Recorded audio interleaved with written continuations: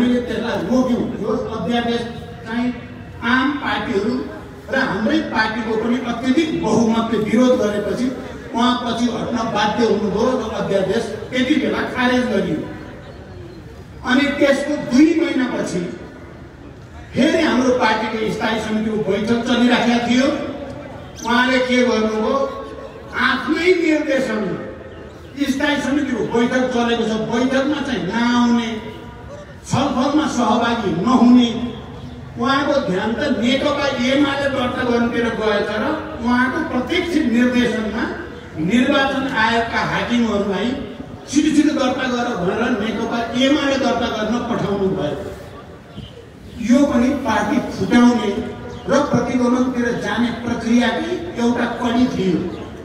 पछिल्लो पटक हामीले फेरि कार्यदल बनाउँदै स्थायी समितिको बैठकबाट एउटा समझदारी बनाउने र उहाँको पार्टी फुटाउने योजनालाई असफल पार्ने हदै गर्दाको लचिलो हामीले भूमिका खेल्यौँ। तर उहाँले त्यो बेलामा पनि स्थायी समितिको बैठकमा कार्यदल बनाएर सहमति बनाएर सम्झौता गरेर पार्टी बचाउन हामीले प्रयत्न गरेको बैठकमा पनि उहाँ उपस्थित हुनु भएन। त्यसको समापनमा आएर खुसी व्यक्त गर्नु भएन, बरु त्यसको भोलिपल्ट मलाई जबरजस्ती सही गरायो, मलाई मनै परेको छैन यो कार्यदल पनि, यो स्थायी समितिको निर्णय पनि भनेर उहाँले ठाडै विरोध गर्नुभयो र पार्टी फुटाउने नै डिजाइनतिर उहाँ लागि नै राख्नुभयो। कमरेडहरू र आदरणीय जनसमुदाय, यसरी श्रृङ्खलाबद्ध ढङ्गले उहाँले कहिले अध्यादेश मार्फत, कहिले अर्को पार्टी दर्ता गरेर, कहिले देशव्यापी रूपमा आफ्नो पक्षका युवाहरूलाई जुलुस निकाल्न लगाएर जबरजस्त पार्टीभित्र भाँजो ल्याउने, पार्टीभित्र फाटो पार्ने, पार्टीभित्र छलफल बहसको प्रणालीलाई सिद्ध्याउने अभियान नै उहाँले चलाउँदै आउनु भएको थियो। त्यसको उत्कर्ष अहिले भएको हो। त्यसको उत्कर्ष अहिले भएको र तपाईँलाई उत्कर्षको एउटा सानो सिन चाहिँ चित्र चाहिँ म भन्न चाहन्छु। मैले त्यो दिन पौष 5 गते उहाँले प्रतिनिधि सभा विघटन गर्ने सोच्नु भएको छ भन्ने सूचना मैले बिहान 5:30 बजे प्राप्त गरेँ। त्यो सूचना मैले प्राप्त गरिसकेपछि दुर्घटनामा जाने भए त यिनी त यसलाई पनि रोक्नुपर्छ भन्ने सोचेर मैले विभिन्न कमरेडहरूसँग, सुभाष नेमाङसँग जोसँग मेरो छलफल भइराखेको थियो, शङ्कर पोखरेल र विष्णु पौडेल मका नै त्यही दिन 8 बजे मका आउने कुरा थियो। मैले अन्य जनार्दन कमरेड लगायत कतिपय कमरेडहरूसँग पनि मैले सल्लाह गर्दै थिएँ। त्यो विघटनतिर जाँदै हुनुहुन्छ भन्ने सुनेपछि मलाई त धेरै बेचैनी भयो। के विडम्बना हुने भयो। यत्रो विशाल पार्टी हामीले बनायौँ, जनतामा यत्रो धेरै विश्वास हामीले जगायौँ। 5 वर्षको लागि भनेर मैले आलो पालो प्रधानमन्त्री पनि छोडेँ। अब मेरो गल्ती कमजोरी भनेको मैले प्रस्तावमा भनेको छु, छोड्दै जाने। पार्टी फुट्ला कि देशमा राजनीतिक दुर्घटना होला कि भनेर केपीले भनेको मान्दै जाने गल्ती चाहिँ मैले 2 वर्ष गरेकै हो। त्यो कुरा म स्वीकार गरेको पनि छु। अनि उहाँ चाहिँ सम्पूर्ण चिज एकाधिकार आफ्नो कब्जामा पार्दै जाने यो कसरत त देखिएकै थियो। अनि त्यो दिन मैले 8 बजेतिर उहाँलाई फोन गरेर तपाईँ अलिकति एक्सट्रिम डिसिजनतिर जाँदै हुनुहुन्छ भन्ने सूचना मैले पाएँ। कमरेड त्यसो नगर्नुहोस्, कम्तीमा 2 जना हामी भेटेर छलफल नगरेसम्म तपाईँ डिसिजन नगर्नुहोस्। मैले रातभरि सोचेर 2टा विकल्प बनाएको छु। त्यो विकल्पबारे तपाईँले म छलफल गरेपछि मात्रै जे गर्नु छ गरौँला भने उहाँले हुन्छ भन्नुभयो र 11 र 11:30 को बिचमा भेट्ने अनि 1.5 घण्टा कुरा गरेपछि मात्रै अरू फर्दर के गर्ने भन्नेमा सहमति भयो। तर एकछिनपछि त उहाँ त अचानक क्याबिनेटको बैठक बोलाउनु भएछ। अनि क्याबिनेटको बैठक बोलाइसकेपछि मलाई त झन् चिसो बस्यो। अनि मैले फेरि उहाँलाई फोन गरेँ, अनि तपाईँले त क्याबिनेट बोलाउनु भएछ, फेरि मैले त क्याबिनेट अगाडि तपाईँसँग भेट्ने पो भनेको हो भनेर भने मैले। त्यसो भएपछि म तुरुन्तै आउँछु तपाईँ कहाँ। क्याबिनेट भन्दा अगाडि तपाईँले म कमसेकम 15-20 मिनट भए पनि कुरा गर्नुपर्छ भनेर म गाडी लिएर निक्लिहालेँ। म पुग्दा नपुग्दै उहाँ क्याबिनेटभित्र छिरिहाल्नुभयो। अनि म उहाँको निवासमा जाँदा सुभाष नेमाङ त्यहाँ हुनुहुन्थ्यो। किन उहाँको मसँग कुरा गरेर मात्रै जाने भन्ने भएको थियो।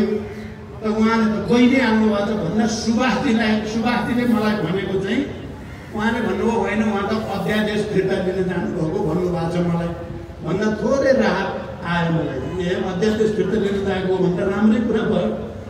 तर 5 मिनट के बसेका थिएँ, क्याबिनेटबाटै सूचना आयो मलाई कि प्रतिनिधि सभा भङ्ग गर्ने प्रस्ताव भइसक्यो भनेर सूचना आएपछि म चाहिँ निकै नै स्तब्ध जस्तो भएँ थिएँ। यति ठुलो ढाँट छल जाल झेल गर्नुपर्छ त पार्टीभित्र? तपाईँहरू विचार गर्नुहोस्। यसरी नियोजित रूपमा उहाँले यो सङ्घीय लोकतान्त्रिक गणतन्त्रका विरुद्ध, लोकतन्त्रका विरुद्ध, हाम्रो संविधानका विरुद्ध अभियान चलाएको र एउटा ग्रान्ड डिजाइन अन्तर्गत, एउटा नियोजित षड्यन्त्र अन्तर्गत जनताका विरुद्ध यो प्रहार भएको हो भन्ने यसबाट प्रमाणित भएको छ। र मैले त्यसकारण भनेको छु कि अब यसलाई रोक्ने मुख्य ताकत कुन हो त? हामीले यो सङ्घीय लोकतान्त्रिक गणतन्त्रको संविधान बनाउँदा संविधानको प्रस्तावनामा नै लेखेका छौँ हामी सार्वभौम नेपाली जनता आफ्नो प्रतिनिधि मार्फत संविधान सभाबाट सङ्घीय लोकतान्त्रिक गणतन्त्रको यो संविधान घोषणा गरेका छौँ भनेको छ। अर्थात् हाम्रो यो संविधानले पहिलोचोटि नेपाली जनतालाई सम्पूर्ण रूपले सार्वभौम भनेको छ। यो भन्दा अगाडि त राजा महाराजा समेत जोडेर हुन्थ्यो। यो पटक सम्पूर्ण रूपले नेपाली जनता सार्वभौम अधिकार सम्पन्न छन् र उनीहरूको सार्वभौम अधिकारको प्रयोग गरेर नै संविधान सभाबाट सङ्घीय लोकतान्त्रिक गणतन्त्रको संविधान घोषणा गरिएको हो भने हाम्रो पार्टीले र हामीले के सोच्यौँ भने अब यो प्रतिगमनलाई रोक्ने, यो प्रतिक्रान्तिलाई रोक्ने, यो लोकतन्त्रको हत्या गर्ने प्रवृत्तिलाई रोक्ने ताकत नेपाली जनतामा मात्रै छ। प्रतिक्रियावादीहरू जताकतैका उनीहरू चाहिँ कम्युनिस्ट पार्टी विभाजन हुँदा खुसी भएका छन्। उनीहरूमा खुसियाली छाएको छ।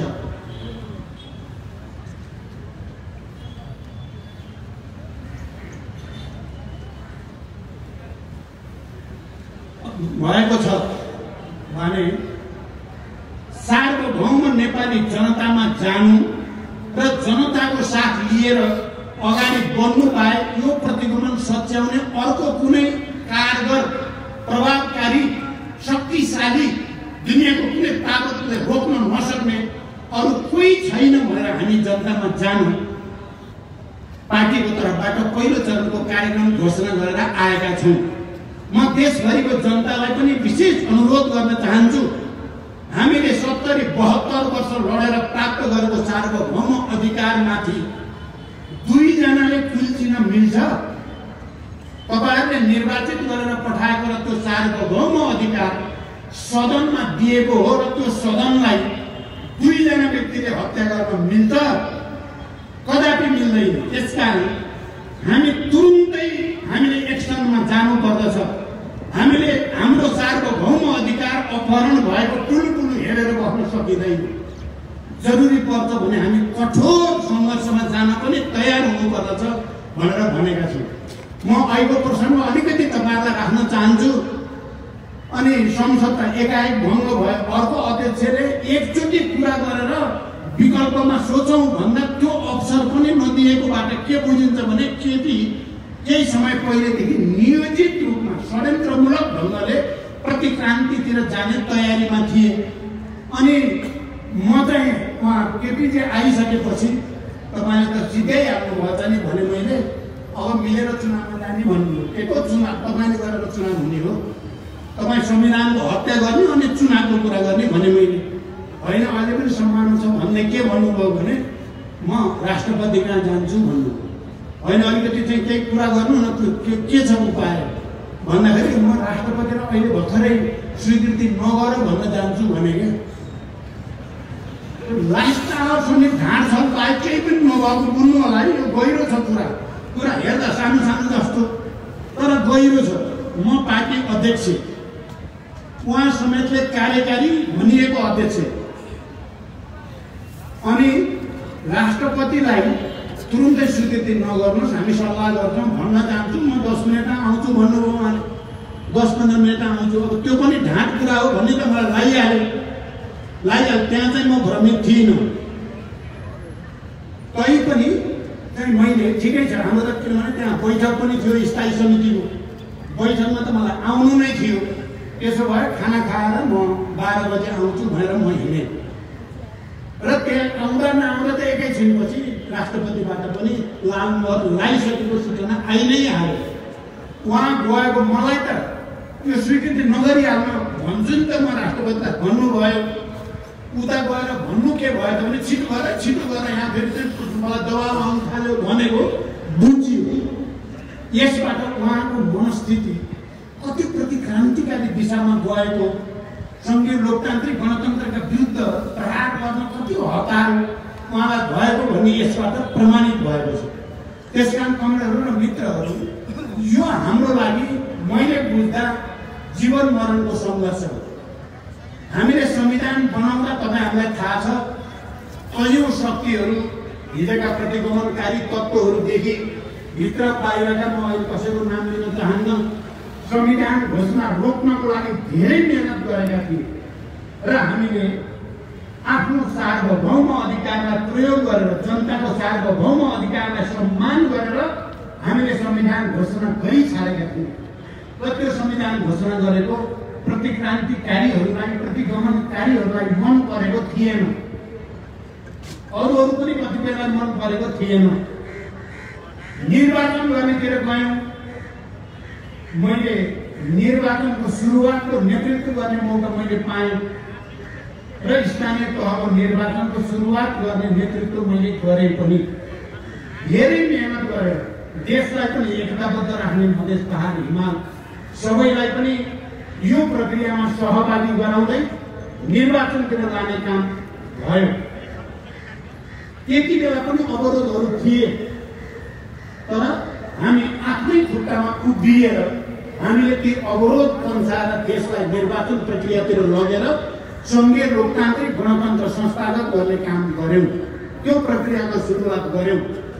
तर आज आफ्नै पार्टीको प्रधानमन्त्रीले यति निर्ममताका साथ प्रतिक्रान्तिकारीको गोटी भएको हेर्नुपर्ने अवस्था जो सिर्जना भएको छ, त्यसकारण हामी भर्खरै केन्द्रीय समितिको बैठक बसेर पनि हामीले निर्णय गर्यौँ कि यो लाइफ एन्ड डेथ नेपाली जनताको लागि, नेपाल राष्ट्रको भाग्य भविष्यको निम्ति एकचोटि फेरि जरुरी पर्यो भने निर्मम सङ्घर्ष गर्न तयार हुनुपर्दछ भनेर हामीले निर्णय गर्यौँ र आज हामी यहाँ छौँ।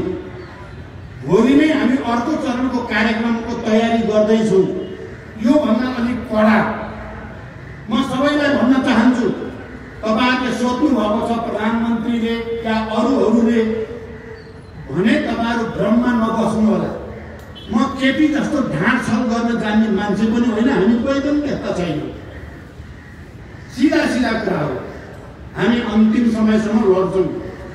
तपाईँहरूले कति गर्न सक्ने हो तयारी गरे हुन्छ। हामी छोड्नेवाला चाहिँ छैनौँ, हामी छोड्नेवाला छैनौँ।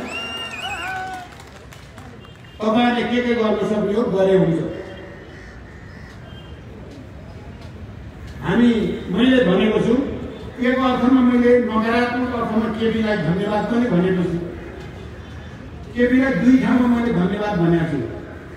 यहाँ पहिला अलिकति अन्तर्सङ्घर्ष चल्न थालेपछि केपीजी मसँग मैले आलोचना गरेँ भनेर यसरी रिसाउनु भयो। रिसाएर तपाईँले सुनिसक्नु भएको छ, कुर्सी मेरो र केपीको अगाडि हुन्थ्यो, अरू 7 जना सचिवालयका सदस्य पछाडि अरूपट्टि हुन्थ्यो कुर्सी। उहाँ रिसले चुर भएर एक दिन त मेरो कुर्सी हटाएर लगेर उता राखिदिनु भएको छ 7 जनातिर। मेरो त कुर्सी नै छैन। माधवजीले मलाई भन्ने गर्नुहुन्छ, म भए त त्यो कुर्सी उतारेर लगेर केपीको आलमा लगेर भन्थे भन्नुभयो। माधवले अहिले भन्नुहुन्छ भाइ मौको परे भयो भाइ भनिसक्नुहुन्छ। ठिकै हो माधवजीको कुरा। म माधवजीको भावना र स्पिरिटलाई बुझ्छु राम्रोसँग, म सम्मान पनि गर्छु। अनि मैले चाहिँ के भने म त खुसुक्क गएर बसेँ यतापट्टि पछाडि र मैले केपीलाई धन्यवाद भने। म तपाईँतिर बस्न बाध्य भएको थिएँ, बडो उकुस मुकुस भएको थियो तपाईँसँग बस्नु। मलाई 7 जनाको मोर्चामा लगेर पठाइदिनु भयो, धन्यवाद। म 7 जनातिर भएँ आजदेखि। हुन पनि त्यस्तै भयो, हामी यता भयौँ, उहाँ उता हुनुभयो। उहाँ प्रतिगमनकारी हुनुभयो, हामी फेरि एकचोटि क्रान्तिकारी भयौँ, त्यस कारण उहाँलाई धन्यवाद। अहिले पनि मैले धन्यवाद भनेको छु एक अर्थमा। कतिपय साथीहरूले प्रचण्ड जस्तो मान्छे, माधव नेपाल, धौलनाथ खनाल, नारायण काजी, अरू नेताहरू, अमृत बोहरा, दुवा सबै चाहिँ सडकमा पलेटी कसेर बसेर देख्दा 30 लागेको थियो क्या साथी। अरे के दिन देख्नु पर्यो। 3 जना पूर्व प्रधानमन्त्रीहरू सडकमा गएर पलेटी कसेर बसेर जाडोमा बिरामी भगवान्ती भन्ने पीर पनि भएछ। जुलुस लिएर नारायणले हिँडेको दृश्य देख्दा कस्तो पिठ लागे जस्तो, माया लागे जस्तो पनि, अलिअलि बैराग लागे जस्तो पनि खबर मलाई आयो। मैले के गरेँ भने होइन, जसरी केपीले मेरो कुर्सी झिकिदिएर मलाई 7 जना सचिवालयका सदस्यले मोर्चा बनाउन सहयोग गर्नुभयो। अहिले केपीजीले सदन भङ्ग गरेर मलाई जनताको मित्र, फेरि जनताको छोरो बनाउन पठाइदिनु भयो, त्यस कारण धन्यवाद। कता सत्तातिर जाँदाखेरि नेताहरू बिग्ने कि सबै उस्तैको हुन् कि हाततिर हात्ती छाप चप्पल भने जस्तोको हो कि भन्ने परेको थियो। अब गएर भुइँमा, चिसो भुइँमा बसिदिएपछि त जनतालाई पनि भयो, मलाई त गर्व भयो। अब म फेरि जनताको छोरोको रूपमा जनतासँगै चाहिँ हिँड्ने, जनतासँगै बस्ने र जनतासँगै अगाडि बढ्ने मौका दिनुभयो केपीजीले। त्यस अर्थमा चाहिँ मैले उहाँलाई धन्यवाद भनेको छु। र कमरेडहरू र मित्रहरू, प्यारा दिदीबहिनी दाजुभाइहरू, यो आन्दोलन, यो प्रतिगमन नसकिँदासम्म, यो प्रतिस्पर्धा विघटनको प्रति क्रान्तिकारी कदम नसकिँदासम्म रोकिने छैन। मलाई विश्वास छ। अहिले म यस अर्थमा खुसी छु। मैले फेरि भनी गरेको छु, लडाइँ त हामीले जितिसक्यौँ। हिजो जनयुद्धको बेलामा या जनआन्दोलनको बेलामा मैले हिसाब गर्थेँ, पहिला विचार, राजनीति, जनभावना अनुसार योजना बन्यो कि बनेन र हामी जनतासँग जोड्यौँ कि जोडेनौँ भन्ने कुरालाई बडो गहिरो गरी विचार गर्थेँ मैले र योजना बनाउँथेँ। जनतासँग जोडिने योजना बनिसकेपछि लडाइँ लड्नुभन्दा अगाडि नै हामीले जित्यो भन्थेँ मैले। हामीले जित्छौँ। अहिले पनि मैले भनेको छु, हामीले लडाइँ जिति नै सक्यौँ। कमरेडहरू र मित्रहरू, हामीले जित्यौँ। किन जित्यौँ त? हामी जनताको साथमा भयौँ, केपी प्रतिगमनकारीको साथमा भयो। उनले लडाइँ हारे, हामीले लडाइँ जित्यौँ। लडाइँ जितको सबभन्दा ठुलो आधार भने जनतासँग को छ, लोकतन्त्रको पक्षमा को छ, समाजवादको पक्षमा को छ, कम्युनिस्ट पार्टीको सिद्धान्त विधानको पक्षमा को छ, त्यसले जित्ने कुरा हो। हामीले जित्यौँ। अझ अहिले त अझ दृढताको साथ हामीले भन्न सक्ने कुरा के छ भने यो कदमका विरुद्ध के प्रतिपक्ष, के सदनमा भएका राष्ट्रिय दलहरू, के हिजोका प्रधान न्यायाधीश, अधिवक्ताहरू, के आजका बुद्धिजीवीहरू, सङ्घ संस्था, कहिले 22वटा, कहिले 25वटा, कहिले 54वटा, सब खडा भएका छन्। यो अलोकतान्त्रिक छ, असंवैधानिक छ र अब देशभरिको जनताले बुझिसकेको छ कि यो अलोकतान्त्रिक, असंवैधानिक, निरङ्कुश कदम हो, यसलाई सच्याइनै पर्छ भन्ने छ। अब मैले त अरू भन्न सक्ने कुरा छैन। जहाँ यो पुगेको छ ती ठाउँहरूले यो राष्ट्रको आवाजलाई, जनताको, आम नेपाली जनताको भावना र चाहनालाई सम्मान गरेर छिटोभन्दा छिटो निकास दिनेछन् भनेर भरोसा गर्नु बाहेक त हामीले अहिले त अरू धेरै गर्न सक्दैनौँ। पार्टीको कुरा छ, पार्टीको कुरा निर्वाचन आयोगमा छ। हामी अस्ति केन्द्रीय समितिको बैठक बस्यौँ, यो सबैलाई थाहा भएकै कुरा हो। केन्द्रीय समितिको 70% भन्दा बढीको उपस्थितिमा हामी केन्द्रीय समितिको बैठक बस्यौं र हामीले सशरीर देखाउनु पर्यो, शरीरै देखाइदिनु पर्यो भनेर तपाईहरुले देख्नुभयो। हामी निर्वाचन आयोगमा गयौं र निर्वाचन आयोगका प्रमुख आयुक्त र अन्य आयुक्तहरूसँग हामी यहाँ छौं भन्यौं र चाहिन्छ भने हामी 300 जना केन्द्रीय सदस्यहरूलाई लाइन लगाएर तपाईहरु समागत गर्न पनि हामी तयार छौं। तर कुनै भ्रममा कोही पर्न भएन भनेर हामीले अपिल गरेका छौं। त्यहाँ पनि हाम्रो भरोसा छ। तर कुरा के र कमलहरू र मित्रहरू भने प्रतिक्रान्तिकारीहरू, प्रतिक्रियावादीहरू र गलत प्रवृत्तिका मान्छेहरू जाल, जेल, षड्यन्त्र, विधि पद्धति बाहिर अँध्यारा कुनामा राति त्यो के भएको पनि सुनेको छु मैले। आज चाहिँ भन्दैन, अर्को दिन भन्नुपर्छ मैले। कस्ता मान्छेका बैठक बसेर छन् भन्ने कुरा पनि उनीहरू त्यसो गर्दा हामी दिनको उज्यालोमा खुल्ला सिधा पारदर्शी तरिकाले जनतासँग वार्ता गर्छौँ। यही हो फरक। यदि हाम्रो फरक त्यहाँ छ। हामी सिधा भनिरहेका छौँ र पार्टीको वैधानिकताको कुरा र सुनाव चिन्हको कुरा यो त दिनको घाम जतिको छर्लङ्ग छ। 70% भएको पार्टी नहुने अनि 100 को वरिपरि बसेर 1200 को नाम भनेर नौपन्थी गर्ने, त्यो पनि कहीँ छलफल छैन। एकजना व्यक्तिले 1200 भन्छ 1200 यस्तो पनि हुन्छ दुनियाँमा। पनि कम्युनिस्ट सिद्धान्त, पद्धति, विधि, एकजनाको सनदमा संसद भङ्ग, सनदमा चाहिँ चुनावको घोषणा, सनदमा चाहिँ 1200 एकजनाले सिधै, त्यहाँ कहीँ छलफल छैन। त्यसकारण कमलहरू यो ऐतिहासिक क्षण हो। हामी जति सशक्त रूपले अगाडि बढ्छौँ त्यति छिटो यो सच्याइन्छ। मैले बुझ्दा सडकले नै हो सच्याउनु, जनताले नै हो सच्याउनु। अरू कुरा पनि हामी गरौँला। अदालतसँग हामीले सम्मान गर्ने हो। अदालतलाई सम्मान बाहेक केही गर्नु मिल्दैन। हामी गर्दैनौँ पनि।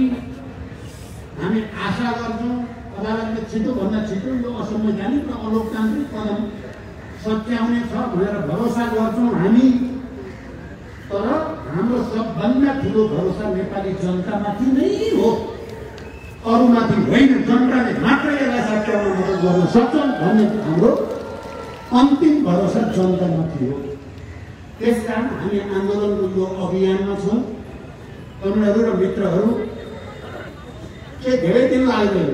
कतिपय मानिसहरूलाई अहिले कम्युनिस्ट पार्टी विवादित भएको मध्यवर्ती भइहाल्यो भने त हामीले चुनाव जितिहालिन्छ नि भनेर अलिअलि सपना देख्न खोजेको कुरा सुनिन्छ। म ती साथीहरूलाई त्यस्तो सपना नदेख्नु, त्यो दुस्वप्न हो भन्न चाहन्छु। म चाहिँ यो हुनेवाला चुनावको घोषणा भएकै होइन। यति तथ्यहरू भन्दै पनि भ्रममा परियो भने हामी बर्बाद हुन्छौँ, नेपाल बर्बाद हुन्छ। यो चुनाव गर्नलाई घोषणा भएकै होइन। स्वयं केपी ओलीलाई भरोसा छैन। अस्ति भएका कुरा मैले थाहा पाइसकेका छु। चुनाव त हुँदैन त्यति बेला, जबरजस्ती लाग्यो भन्ने छ उहाँको योजना। म साथीहरूलाई लोभ लागेको छ नि हामी जित्छौँ कि भन्ने भ्रममा नपर्न अपिल गर्दछु। हुनेवाला चुनावको घोषणा गरेको होइन। हुनेवाला हो भनेर अर्को अध्यक्षले 5 मिनट 15 मिनट कुरा गरेर पार्टी एकता नि बचाउँ, संसद नि बचाउँ भन्दाखेरि हुँदा खानाको बहुमत छोडेर यस्तो दुर्घटना गर्ने चुनाव गराउँछन्।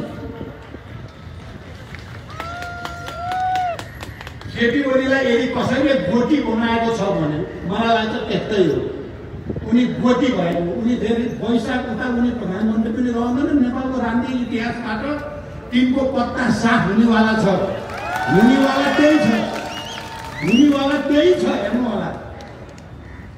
अनि उनीले नै चाहिँ सिर्किन महाराज विराज हुन्छु भन्ने सपना देखेर हुनेवाला हो यो नेपाल। आजको नेपालमा, आजको विश्वमा हुनेवाला त्यो चुनावको चाहिँ त्यस खालको सपना। मैले फेरि त्यस्ता साथीहरूलाई भन्ने गरेको छु, हाम्रो पार्टी त विभाजन भइ नै हाल्यो। अब संसद पुनर्स्थापना भएर चुनाव गरे पनि ती साथीहरूले कम्युनिस्ट पार्टी फुटेको बेला हामीले चुनाव जित्यौँ भनेर फुटी नै हाल्यो। अब तपाईँ जित्नु होला नि त चुनाव। संसद पुनर्स्थापना भने 2 वर्षपछि त चुनाव हुनु नै छ। 1 वर्षपछि स्थानीय चुनाव सुरु हुने नै वाला छ। कम्युनिस्ट पार्टी त फुटी नै हाल्यो। त्यसपछि तपाईँले ढुक्क बसे भयो नि त। अनि यो लोकतन्त्रमाथि भएको यत्रो घात, संविधानमाथि भएको, तपाईँ हामी मिलेर बनाएको होइन यो संविधान। प्रधानमन्त्रीलाई अधिकार विशेषाधिकार दिनुहुन्न भनेर सहमति गरेर लेख्या होइन संविधानमा। अनि संविधान बचाइयो भनेको चुनावको निम्ति जित्तिएला, जित्नु होला। किन आत्तिनुहुन्छ? यदि त्यसो गरिएन भने पहिला त चुनाव त हुँदैन नै र यो संघीय लोकतान्त्रिक गणतन्त्र धरापमा जान्छ, संविधान धरापमा जान्छ, शान्ति धरापमा जान्छ, त्यसै धरापमा जान्छ। यति कुरा त बुझ्न